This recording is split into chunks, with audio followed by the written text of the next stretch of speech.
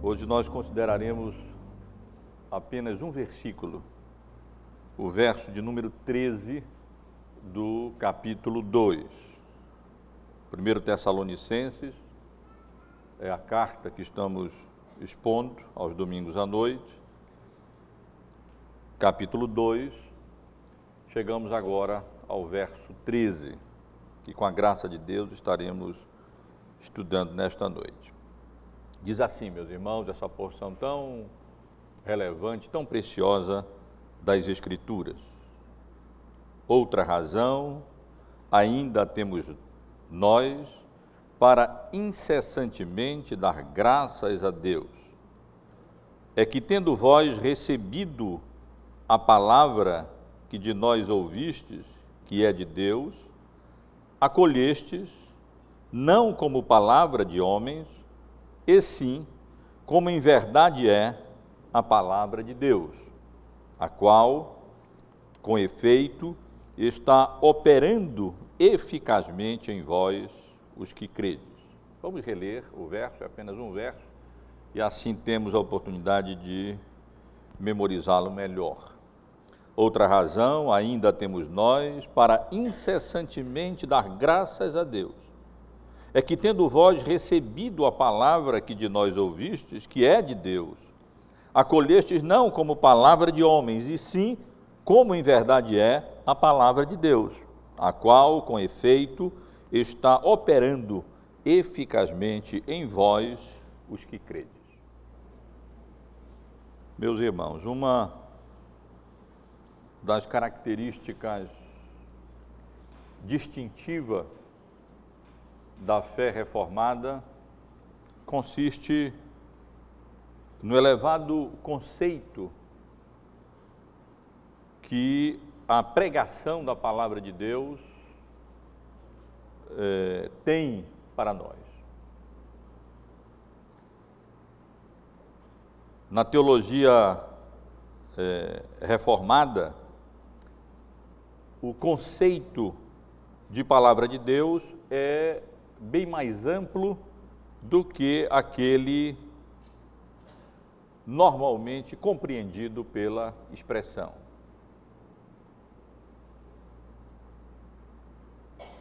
No entendimento reformado, a palavra de Deus inclui a palavra escrita, a Bíblia, inclui a palavra encarnada, Cristo, inclui a palavra representada, os sacramentos da ceia e do batismo, e inclui a palavra pregada, a pregação da palavra de Deus, a pregação do Evangelho. No entendimento reformado, portanto, a pregação da palavra de Deus é palavra de Deus. E esse entendimento reformado ficou registrado em um dos símbolos de fé reformados mais importantes, que é a segunda Confissão de Fé Helvética de Bullinger. Nessa confissão, a pregação da palavra de Deus é definida como palavra de Deus exatamente nesses termos. Eu estou lendo o que diz a Confissão Helvética. A pregação da palavra de Deus é palavra de Deus. Por isso, quando a palavra de Deus é presentemente pregada na igreja por pregadores legitimamente chamados, cremos que a própria palavra de Deus é proclamada e recebida pelos fiéis, e que nenhuma outra palavra de Deus deve ser inventada nem esperada dos céus. E esse conceito reformado acerca da palavra pregada como sendo palavra de Deus, mediada por seres humanos que Deus chama e comissiona para o exercício dessa vocação, dessa função, é fundamentada em várias passagens bíblicas, entre elas, exatamente o versículo que nós acabamos de ler. Outra razão, ainda temos nós, para incessantemente dar graças a Deus, é que tendo vós recebido a palavra que de nós ouvistes, que é de Deus, acolhestes não como palavra de homens, e sim, como em verdade é a palavra de Deus, a qual com efeito está operando eficazmente em vós, os que credes. Os irmãos têm acompanhado a exposição que temos feito nessa carta e, basicamente, até aqui, o apóstolo Paulo tratou de dois assuntos. Os irmãos sabem que a carta foi motivada pela alegria que o apóstolo Paulo tinha, propósito de expressar a sua alegria pelo progresso da igreja, conforme as notícias que ele havia recebido.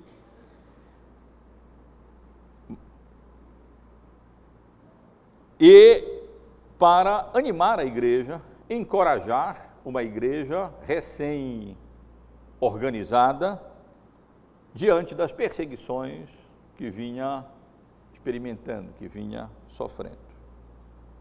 E o apóstolo Paulo, então, com o propósito de animar aqueles irmãos, encorajar aqueles irmãos, expressa a sua gratidão a Deus pelo progresso dos Tessalonicenses, como estivemos aqui considerando, no capítulo 1. O capítulo 1 todo trata exatamente, expõe essa gratidão do apóstolo Paulo pelo progresso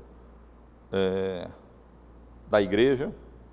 Paulo menciona a operosidade da fé daqueles irmãos, a abnegação do vosso amor, a firmeza da vossa esperança em Cristo Jesus, e reconhecia a eleição dos membros daquela igreja, de um modo geral, pela maneira como eles haviam recebido a palavra de Deus em meio à perseguição, com muita alegria, e pela maneira como a palavra de Deus havia agido no coração deles, de tal maneira que eles tornaram-se imitadores de Paulo e, consequentemente, do Senhor Jesus.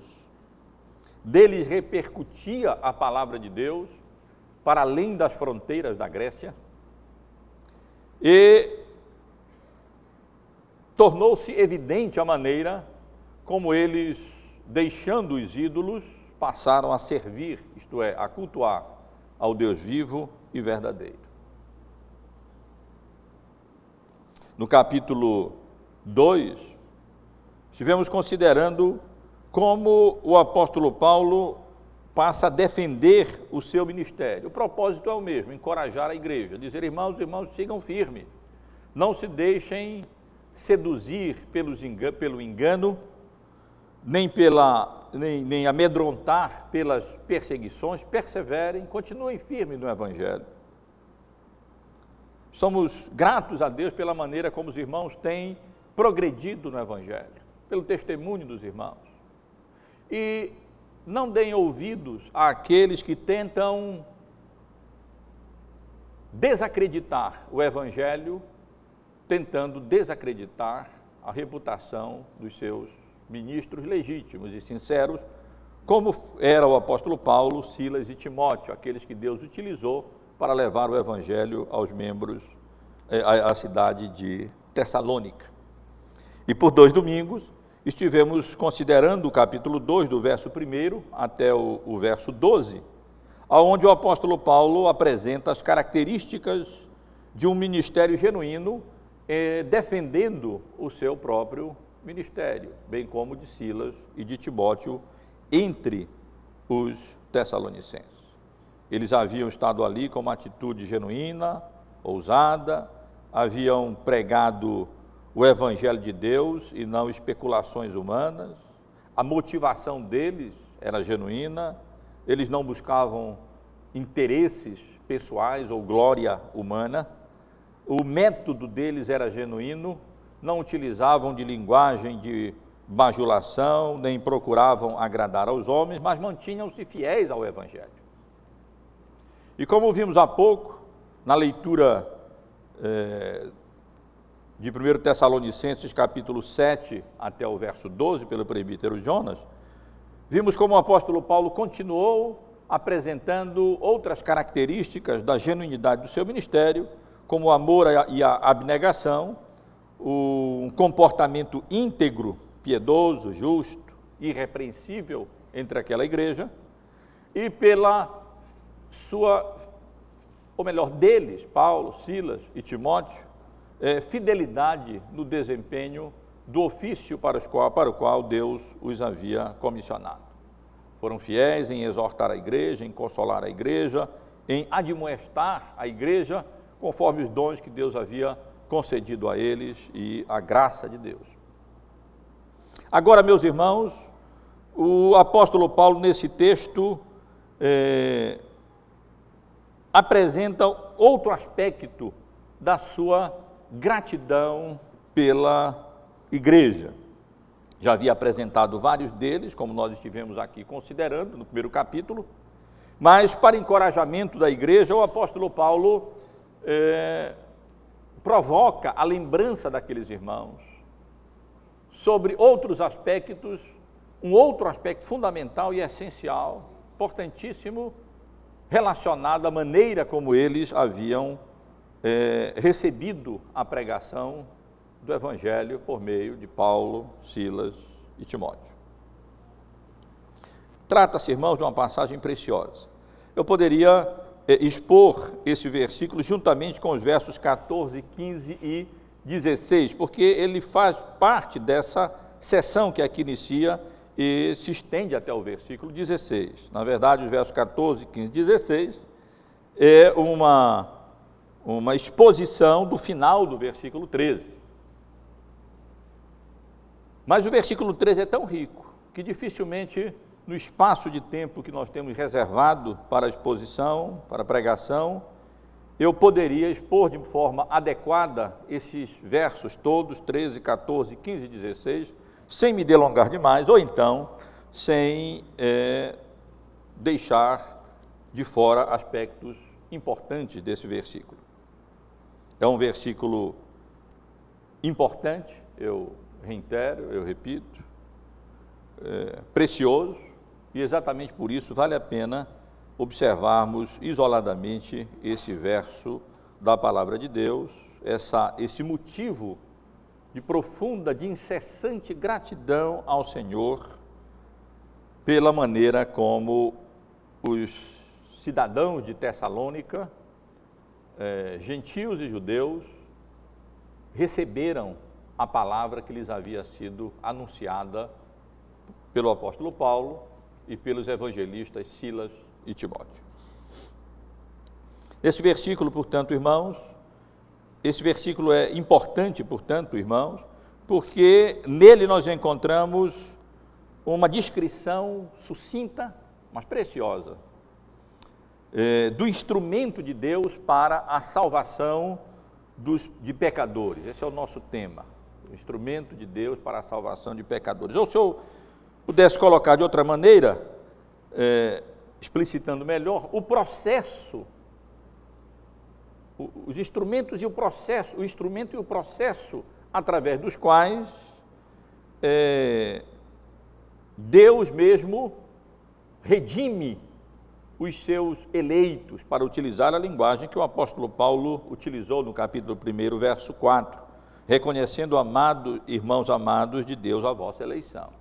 Paulo, a motivação mais profunda de gratidão a Deus pelos tessalonicenses era o reconhecimento pelas evidências externas de que aqueles irmãos eram eleitos de Deus. E é exatamente, e nesse versículo, que nós somos ensinados de maneira muito sucinta, mas como eu disse, preciosa, acerca desse processo, o instrumento e o processo, os passos necessários para que um eleito de Deus seja alcançado e convencido da sua iniquidade, do seu pecado, seja convertido, seja feito nova criatura, portanto, salvo, redimido, mais ainda, seja santificado e assim avance nesse processo de salvação da nossa alma. E quero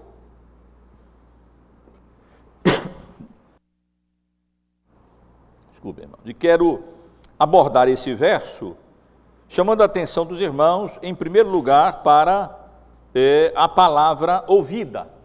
Observem, aqui o apóstolo Paulo faz referência à palavra ouvida, depois ele faz referência à palavra recebida, ele faz referência à palavra acolhida, e ele faz referência à palavra não operada, mas operando, porque esse é um processo na vida do crente, contínuo, constante, em andamento, em progresso.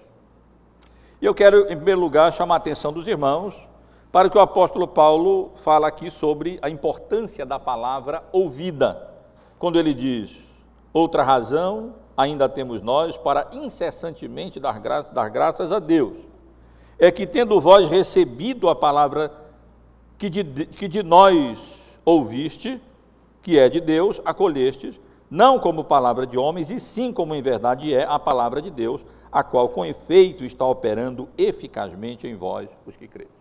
Paulo faz referência, portanto, à palavra que de nós ouviste, tradução de uma expressão grega que literalmente poderia ser traduzida assim: a palavra ouvida da parte de nós de Deus.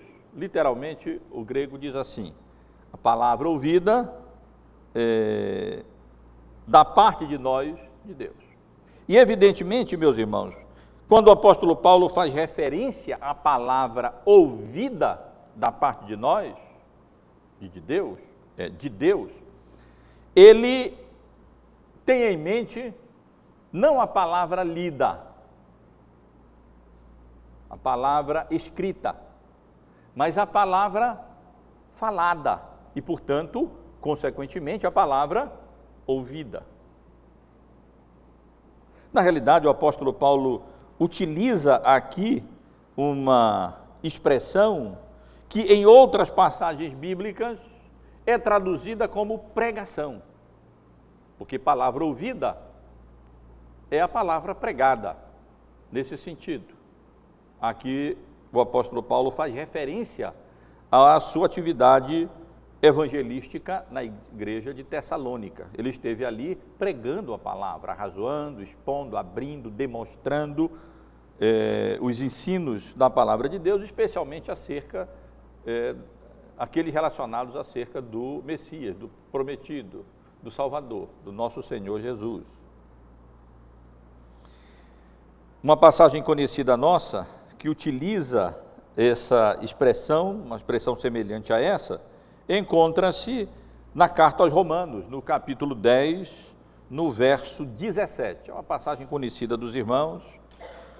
Eu vou ler desde o verso 14, porque aqui nós lemos o apóstolo Paulo fazendo referência, como porém invocarão aqueles em quem não creram, Romanos 10, 17, 14 primeiro, e como crerão naqueles de quem nada ouviram, como ouvirão se não há quem pregue, como pregarão se não forem enviados, como está escrito, quão formosos são os pés dos que anunciam boas novas. O contexto, portanto, é o contexto da pregação do Evangelho.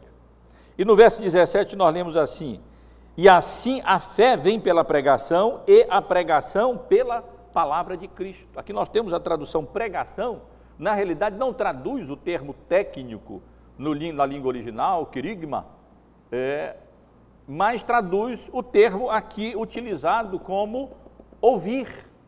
Por isso, em outras versões, nós temos a tradução: e assim a fé vem pelo ouvir, ou pela palavra ouvida, e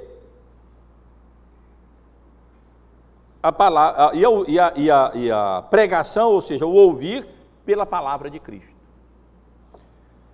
Há uma outra passagem, irmãos, importante também nesse sentido, e que nós estudamos, não tem tanto tempo, quando estivemos expondo a carta aos Gálatas. Eu gostaria que os irmãos abrissem a Bíblia, na carta aos Gálatas, no capítulo 3, nos versos, e leiam comigo os versos 2 e o verso 5. No verso 2 nós lemos: quero apenas saber isso de vós, diz o apóstolo Paulo, recebestes o Espírito pelas obras da lei ou pela pregação da fé? Novamente a palavra aqui, pregação, não traduz a palavra grega pregação, querigma, mas traduz a palavra o ouvir da fé. A mesma palavra utilizada lá que nós estamos considerando no texto, no versículo 13 do capítulo 2 da sua primeira carta aos Tessalonicenses. A mesma coisa ocorre no verso 5, onde nós lemos: aquele, pois, que vos concede o Espírito que opera milagres entre vós, porventura o faz pelas obras da lei ou pela pregação da fé. Literalmente no grego nós temos, ou pelo ouvir da fé. Eu estou mencionando essas passagens e citando essas passagens para os irmãos, para indicar que o instrumento de Deus para a salvação dos pecadores é a palavra, por excelência, a palavra ouvida, o que significa, o que implica na palavra pregada, na palavra anunciada. Aprove a Deus, de fato, salvar aos que creem pela loucura, aos olhos dos homens, da pregação do Evangelho. E, portanto, meus irmãos, se alguém tem que ser salvo, a palavra de Deus precisa estar disponível, e especialmente a palavra de Deus precisa ser pregada. É a palavra pregada, que é a palavra de Deus também. E essa palavra que o apóstolo Paulo menciona aqui, palavra ouvida de nós, e ao mesmo tempo de Deus, significa que é a palavra de Deus, Deus é o autor dessa palavra, é a fonte desta palavra, mas essa palavra é comunicada através dos seus agentes ou dos seus instrumentos, dos seus mediadores, que são aqueles que Deus comissiona para a proclamação e a pregação do Evangelho. Isso não significa que a palavra não possa ser veiculada para a salvação das pessoas de forma escrita, ou que ela não possa ser vinculada e opere salvificamente no coração dos pecadores através da comunicação informal da palavra pelos membros da igreja de modo geral. Mas evidentemente que o apóstolo Paulo tem em mente aqui, pelo contexto todo de Atos, pelo contexto todo de Tessalonicenses, da palavra que havia sido pregada por ele como apóstolo e pelos evangelistas. Outra razão, diz o apóstolo Paulo, temos nós para incessantemente dar graças a Deus, é que, tendo vós recebido a palavra de Deus, que de nós ouvistes. Como disse aos irmãos, literalmente nós temos a palavra ouvida da parte de nós, de Deus. Enquanto que da parte de nós indica o instrumento, o meio que Deus utiliza para a comunicação dessa palavra, que é um instrumento básico, meio básico para a salvação, fundamental, primordial para a salvação dos perdidos, o genitivo grego de Deus indica, descreve ou qualifica essa palavra no que diz respeito à origem, à fonte. Não era palavra de homens. Paulo mesmo deixa isso claro. Como estivemos considerando já aqui nas 2 semanas anteriores, o apóstolo Paulo não anunciava a palavra simplesmente humana, mas ele anunciava o Evangelho, a palavra que ele havia recebido da parte de Deus, eficaz para a salvação de pecadores. E esse, meus irmãos, portanto, é o primeiro passo nesse processo de Deus para a salvação de pecadores. A palavra precisa ser pregada. É exatamente aquilo que estivemos considerando no outro texto que eu li, em Romanos, no capítulo 10. No contexto, como pois invocarão aqueles em quem não creram, e como crerão naqueles que não ouviram, e como ouvirão se não há quem pregue, e como pregarão se não forem enviados, quão formosos são os pés dos que anunciam boa nova. E assim a fé vem de fato pelo ouvir, isto é, pela pregação, e a pregação tem origem na palavra de Cristo, na palavra de Deus. A fonte é divina, não é meramente humana. Mas a palavra, portanto, precisa ser ouvida, o que implica que ela precisa ser anunciada, ela precisa ser pregada, ela precisa ser proclamada, como de fato o apóstolo Paulo, Silas e Timóteo fizeram quando estiveram anunciando o Evangelho por todo mundo romano na época e especialmente entre os tessalonicenses. Mas o apóstolo Paulo continua, observem, irmão, se bem que na nossa tradução está um pouco antes, dizendo que essa palavra ouvida foi recebida pelos tessalonicenses. Outra razão ainda temos nós, para incessantemente dar graças a Deus, é que essa palavra ouvida pela instrumentalidade dos apóstolos da parte de Deus foi recebida pelos tessalonicenses. Esse é o segundo passo nesse processo de Deus para a salvação dos seus eleitos. Não é suficiente que a palavra de Deus seja proclamada e seja ouvida. É necessário que a palavra de Deus seja também recebida, como de fato ela foi recebida entre os tessalonicenses. A palavra aqui, traduzida por recebida, ela transmite a ideia de uma aceitação externa, de uma aceitação intelectual. Ela aponta mais para a entrega, nessa direção, para a entrega da palavra de Deus pelos evangelistas ao povo. E descreve essa recepção externa. A palavra precisa ser ouvida. É preciso que aqueles aos quais a palavra de Deus é dirigida se detenham e deem atenção à palavra que está sendo anunciada, que é de Deus. E então possam recebê-la, pelo menos, primeiro, intelectualmente, e não para que ela não se torne uma palavra oca, vã, que jamais alcançará o coração, se não for, se não alcançar o nosso intelecto, se não alcançar a nossa mente, se ela não for, pelo menos humanamente compreendida. É verdade que ela pode ser pregada, a palavra vem de Deus, ela pode ser anunciada, ela pode ser pregada, ela pode ser ouvida, ela pode ser recebida, ela pode ser externamente entendida, e ainda assim não ser, é o próximo passo, que os irmãos podem perceber no texto do apóstolo Paulo, acolhida. Alguns intérpretes, alguns comentaristas entendem, eu entendo que, penso que de maneira equivocada, que não há distinção entre as duas palavras aqui, recebida e acolhida, receber e acolher. Outros bons intérpretes entendem que há distinção, sim. A primeira, receber, que de nós que tendo vós recebido a palavra, dá mais essa ideia dessa recepção externa, dessa compreensão humana da palavra. E acolher, que palavra ótima para a tradução do termo aqui, acolher transmite uma ideia mais profunda do que simplesmente receber a palavra de Deus, como de fato a língua original utiliza duas palavras nesse sentido.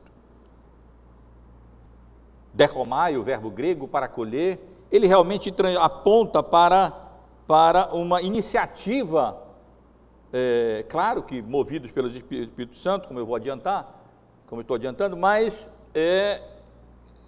que implica numa parte ativa dos membros da igreja de Tessalônica. Eles não só a palavra foi pregada e eles receberam a palavra, dedicaram tempo para ouvir e compreender aquelas palavras ali, mas eles de fato acolheram internamente, intimamente, aquela palavra.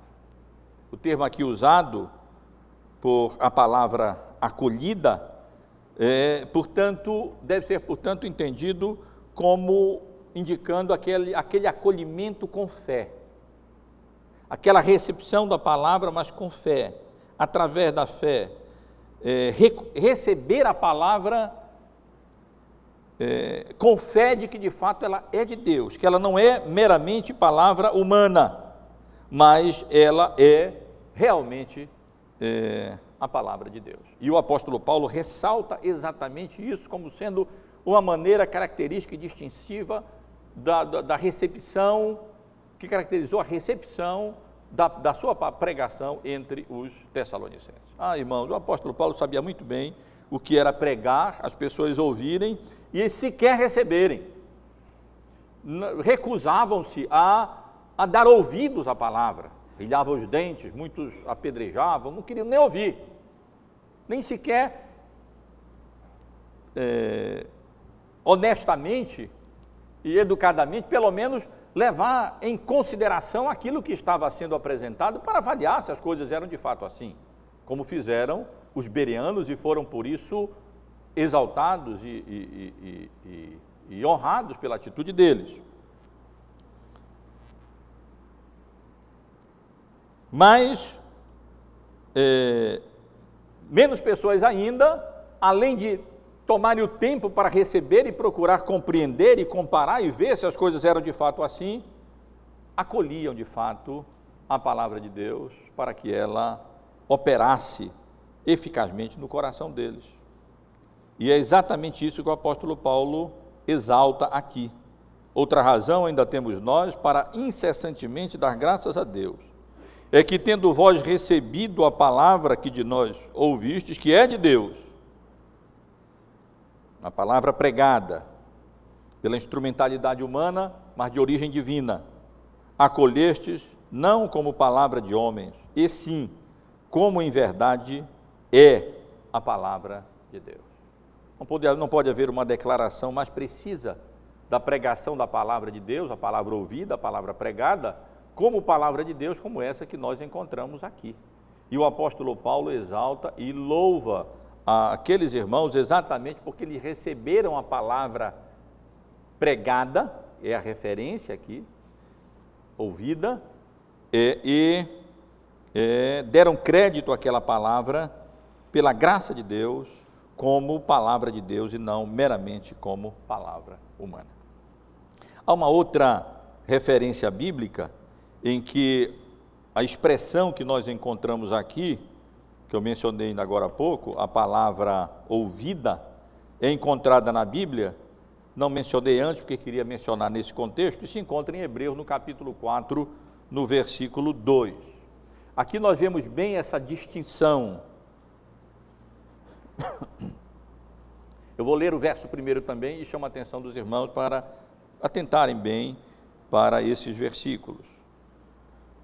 Hebreus 4, 1 e 2.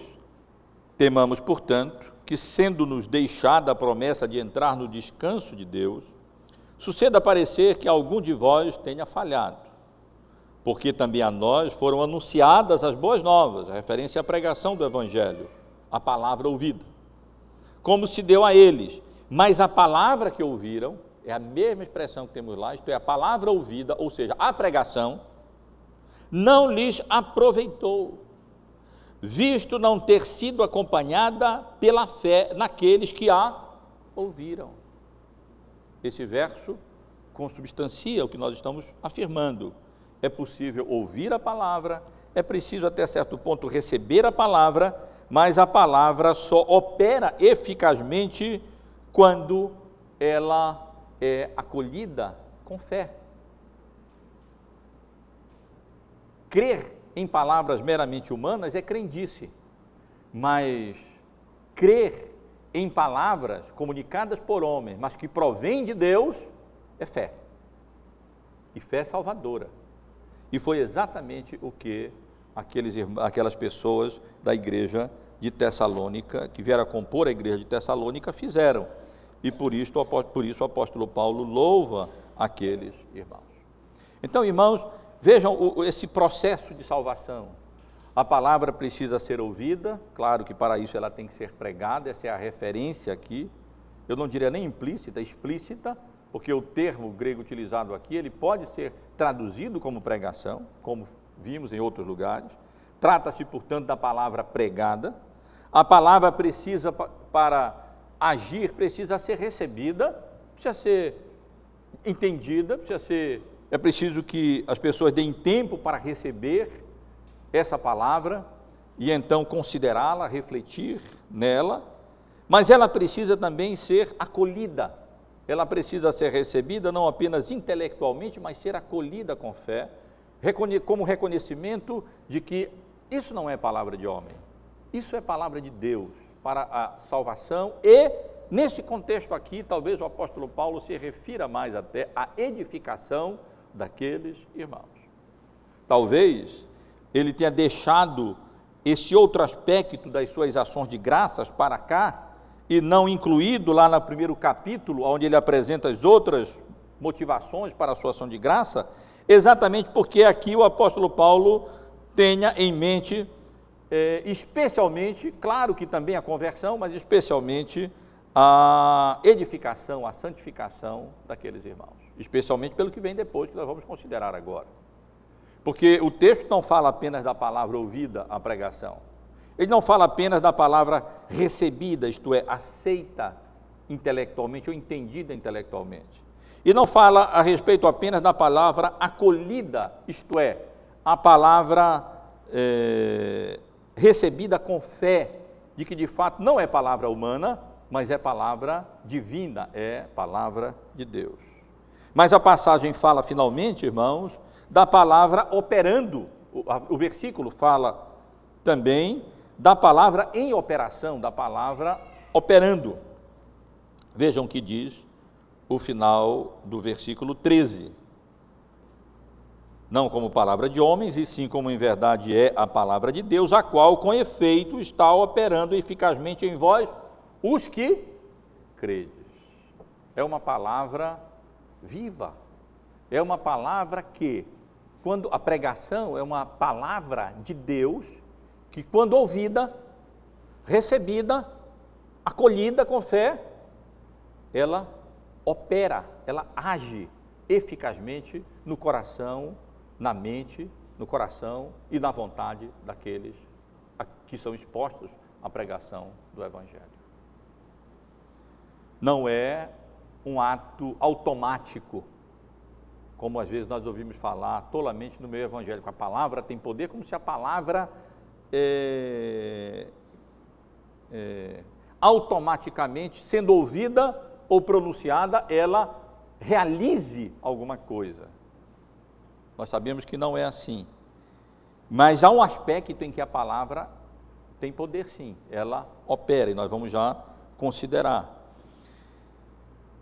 A palavra humana, por mais sábia que seja, por mais eloquente que seja, ela jamais tem poder para comunicar essa graça e promover esse crescimento espiritual da igreja mencionado aqui pelo apóstolo Paulo. Palavra de Deus, a qual com efeito está operando eficazmente em vós, os que credes. E já vimos aqui vários aspectos, várias evidências externas dessa operação contínua da palavra de Deus na vida daquela igreja.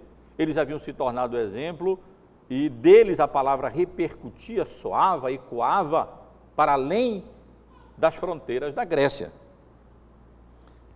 Eles eram imitadores de Cristo, haviam de fato dado provas contundentes da conversão, de uma conversão genuína, quando, deixando os ídolos, se converteram para servir ao Deus vivo e verdadeiro e para esperarem, aguardarem do céu o seu Filho, a quem ele ressuscitou dentre os mortos, que nos livra da ira vindoura.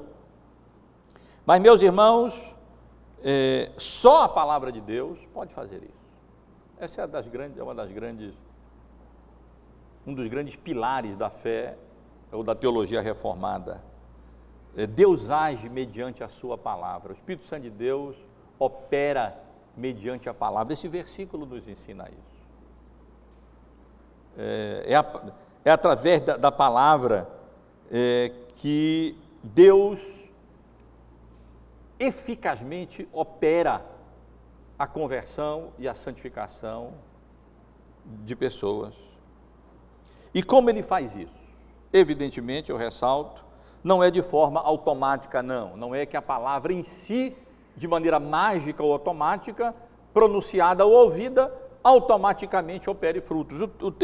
O texto deixa claro que não é só isso. Nós temos aqui um processo, a palavra é pregada, ela é ouvida, ela é recebida, ela é acolhida com fé, e então ela opera em quem? Em vós, os que credes, nos que creem. Quem não crê, a palavra de Deus não vai operar, mas em quem crê, ela opera e opera de maneira eficaz. E o segredo, meus irmãos, é que, em última instância, não é a palavra quem opera, é que o Espírito Santo opera por meio da palavra.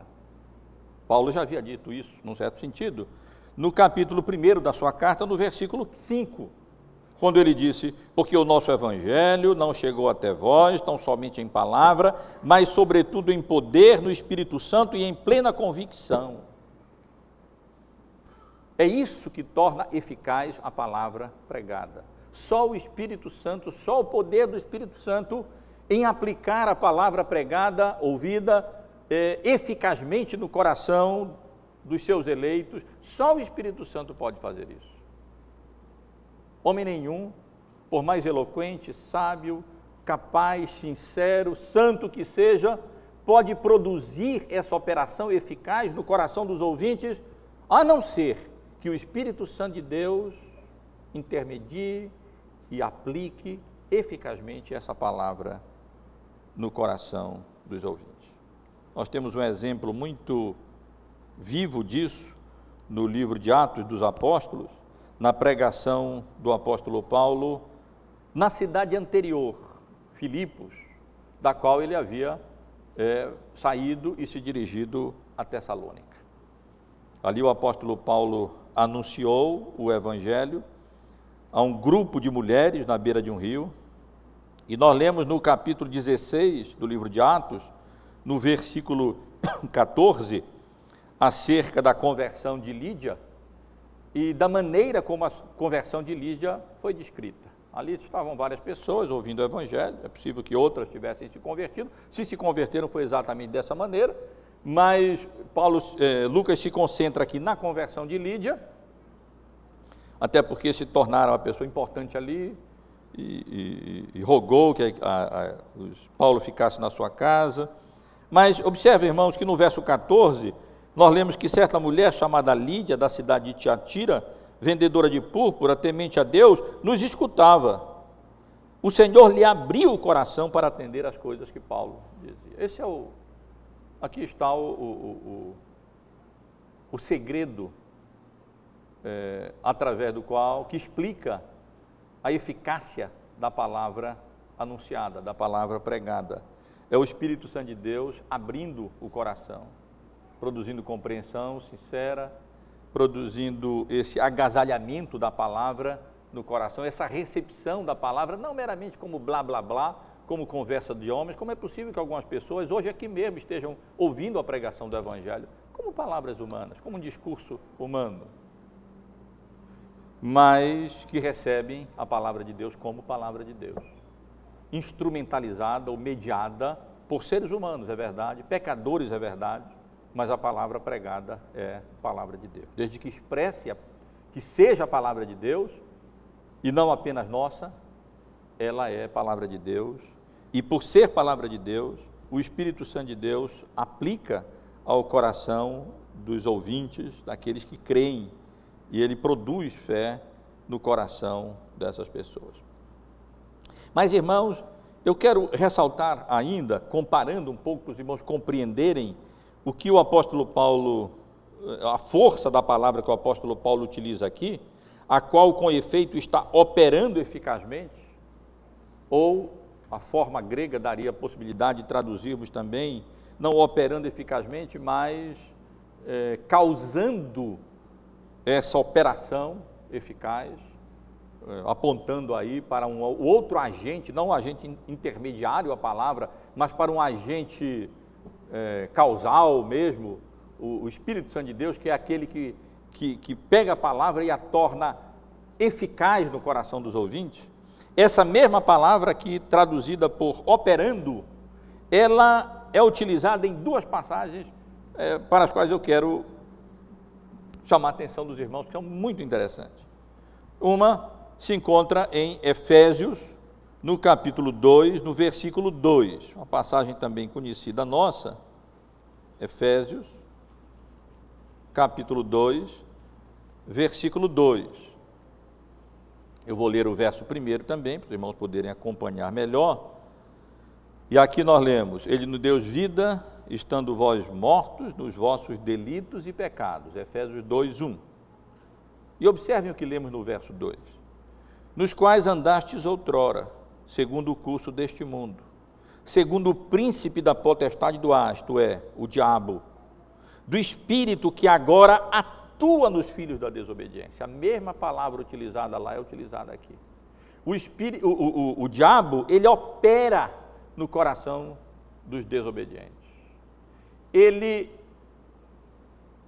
apenas para parafrasear para o português, a forma da palavra no original grego, opera, energeia, pensem em energia, em energizar, ou alguma coisa assim, atuar, operar. O diabo opera no coração dos filhos da desobediência. Aqueles que pensam que são livres, porque não são escravos de Cristo, eles não são livres de coisa nenhuma, eles são escravos do diabo. O diabo opera no coração deles e na vida deles a desobediência. Se continuássemos a ler o verso 3, entre os quais também todos nós andamos outrora, segundo as inclinações da nossa carne, fazendo a vontade da carne, dos pensamentos, e éramos por natureza filhos da ira, como também os demais. Essa relação entre a operação, a energização diabólica para o pecado e a nossa própria natureza pecaminosa da nossa carne, dos nossos pensamentos, que nos arrastam segundo o curso desse mundo. Em contraste com isso, lemos em Filipenses, no capítulo 2, outro tipo de energização. Não gosto muito da palavra nesse contexto, mas de operação, de ação. Eu utilizei apenas pela semelhança com a palavra grega.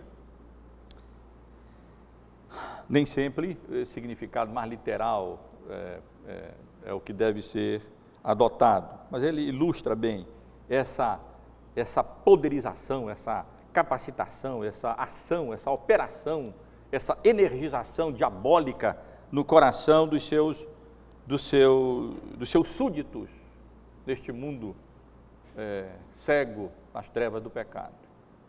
Mas em Filipenses, irmãos, a palavra é utilizada de maneira absolutamente diferente. No capítulo 2 também, da carta aos Filipenses, no versículo 13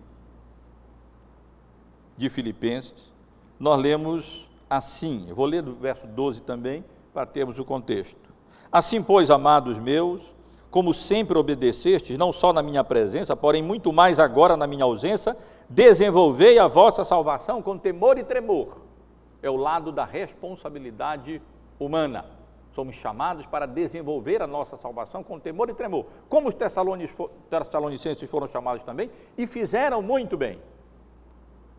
Mas ele acrescenta no verso 13, porque Deus é quem efetua em vós tanto querer, como realizar segundo a sua boa vontade. E a palavra aqui, efetua, traduz a mesma palavra que aparece em Tessalonicenses e na passagem que acabamos de ler em Efésios, no capítulo 2, verso 2.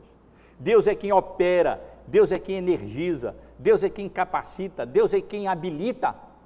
Mas essa ação soberana do Espírito Santo de Deus em habilitar pecadores, em capacitar pecadores, em operar, não só o realizar, mas até o querer fazer a sua vontade, ela não é apresentada em oposição à nossa responsabilidade humana, mas pelo contrário, como incentivo à nossa responsabilidade humana. Porque se Deus não operasse em nós, não agisse em nós, o diabo agiria. Se ele não estivesse operando o querer e o realizar no nosso coração, quem estaria fazendo isso era Satanás. E é exatamente porque Deus está fazendo isso, é que nós somos exortados a desenvolver a nossa salvação com temor e tremor, na consciência de que Deus está fazendo isso no nosso coração.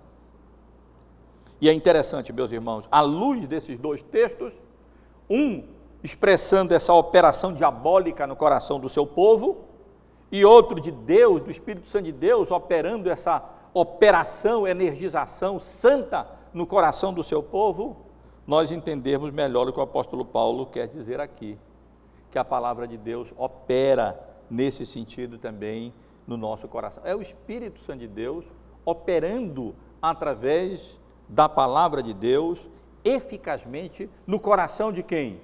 De quem ouve a palavra pregada, recebe a palavra pregada, acolhe com fé a palavra pregada, de tal maneira que podem ser descritos como aqueles que creem na palavra pregada, subentendida aqui, que não é só de homens, mas subentendida não, explicitamente revelado aqui, não é só de homens, mas de fato era, como Paulo tinha consciência disso, como apóstolo de Cristo, a palavra de Deus. Esses são, meus irmãos, os meios, essa é a maneira, esse é o processo divino para a redenção e santificação dos seus eleitos. Deus chama os seus ministros para pregar o Evangelho. Aprove a Deus salvar os que creem pela loucura da pregação. A palavra é anunciada, portanto ouvida. Quando ela é recebida, porque ela não age automaticamente, entendida, quando ela é acolhida com fé como palavra de Deus, então ela se manifesta verdadeira e se manifesta de fato como palavra de Deus, quando opera eficazmente a vontade de Deus,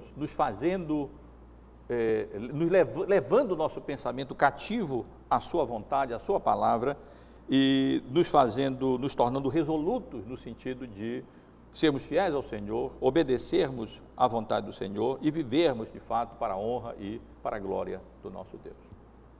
Quero concluir, meus irmãos, chamando a atenção apenas em termos de aplicação, destacando aqui algumas lições importantes dessa passagem. A primeira, já mais do que destacada e acentuada, não apenas nessa mensagem, mas em tantas outras mensagens expositivas da palavra de Deus, porque essa verdade se encontra amplamente ensinada nas Escrituras. A importância da palavra pregada, a importância da proclamação pública, solene, da palavra de Deus para a conversão dos pecadores.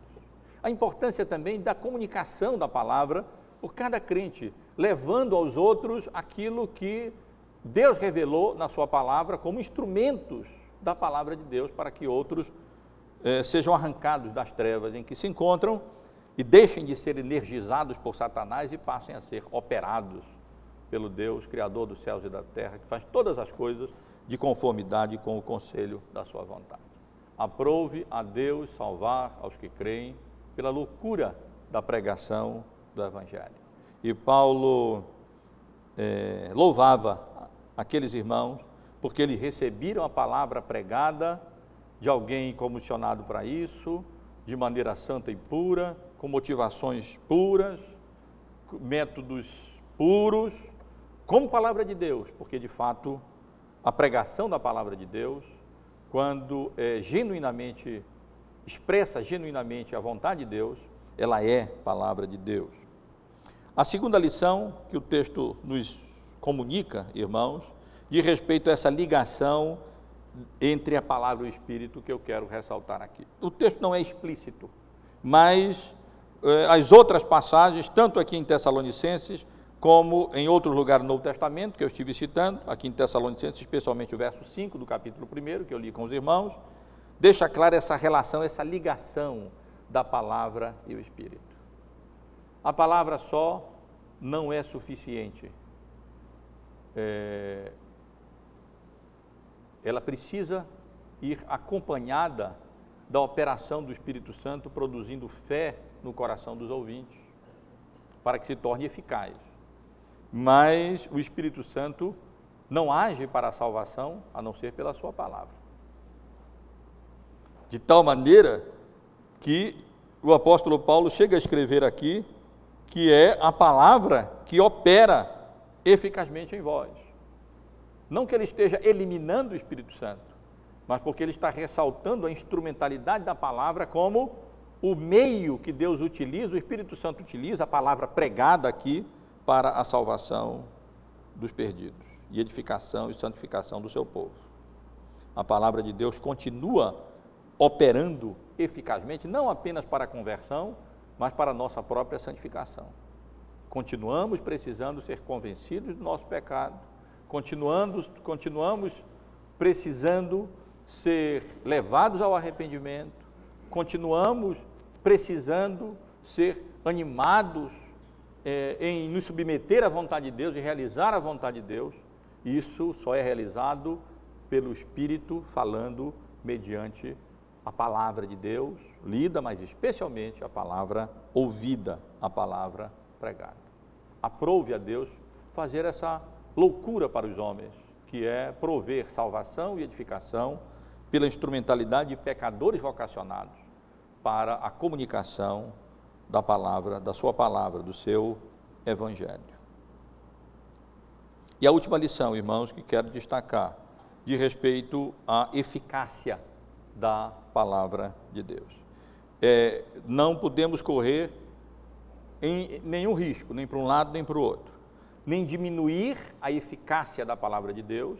Fazem isso aqueles que não creem, que de fato a palavra de Deus é um instrumento inspirado, inerrante, infalível, o meio por excelência único através do qual as pessoas podem ser levadas ao arrependimento, à convicção de pecado, a Cristo, à salvação, que pode produzir santificação. Discurso humano não promove isso, ideias humanas não promovem isso, gritos não promovem isso, emoção não promove bênçãos espirituais nesse sentido. Só o que promove isso é a palavra de Deus. Especialmente quando se crê que de fato não é palavra humana, mas a palavra pregada é palavra de Deus. Por outro lado, meus irmãos, não devemos exagerar. Essa eficácia da operação da palavra não é automática, e o texto não ensina isso. Ela não dispensa a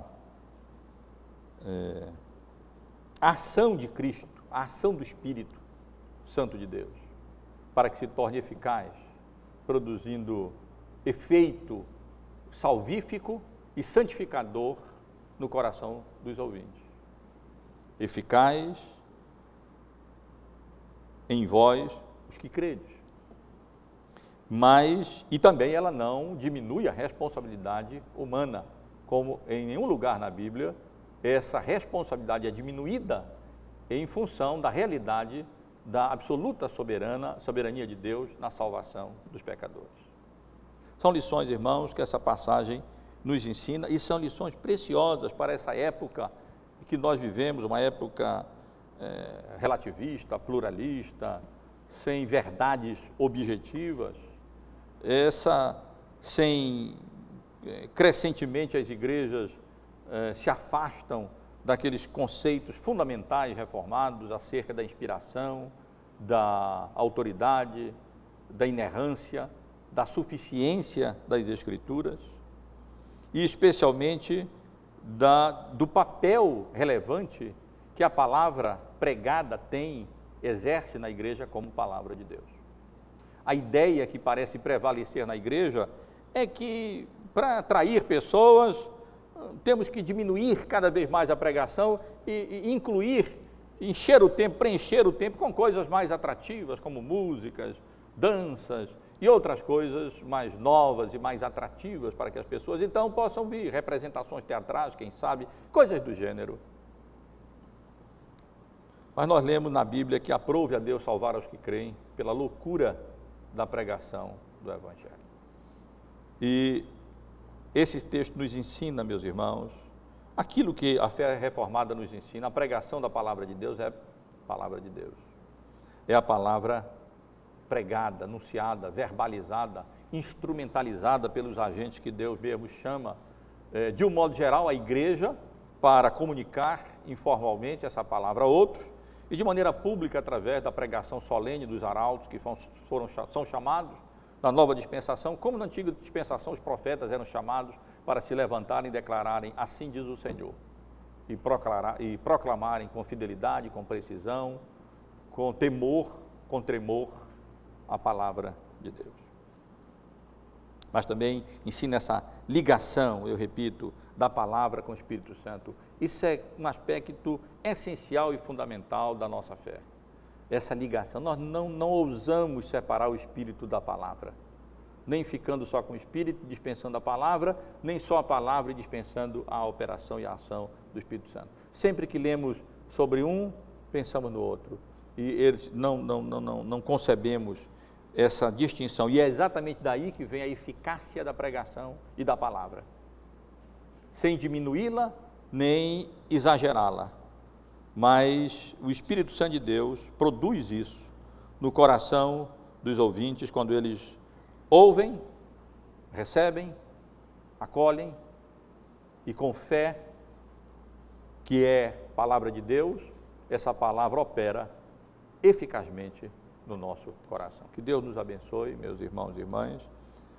especialmente a nós, em quem o Espírito Santo de Deus já um dia aplicou eficazmente essa palavra, nos convencendo do pecado, da sua graça, nos conduzindo a Cristo, mas também continue operando na nossa vida, produzindo arrependimento, produzindo determinação de submetermos a nossa vontade rebelde à vontade do nosso Salvador, do nosso Criador, pelo Espírito Santo de Deus, e nos conduzindo nesse processo de santificação, que durará a vida toda, é um processo contínuo, constante, em progresso, por isso ela está operando eficazmente naqueles que creem, e continua operando eficazmente naquele que crê. E queira Deus, com a graça dele, continue. Não faltem graça e poder no Deus soberano e na sua palavra, pelo seu Espírito, para fazer isso. Mas isso não ocorrerá em detrimento da nossa responsabilidade de ouvir, agasalhar e, com a graça de Deus, não sermos ouvintes negligentes, mas operosos praticantes da sua palavra.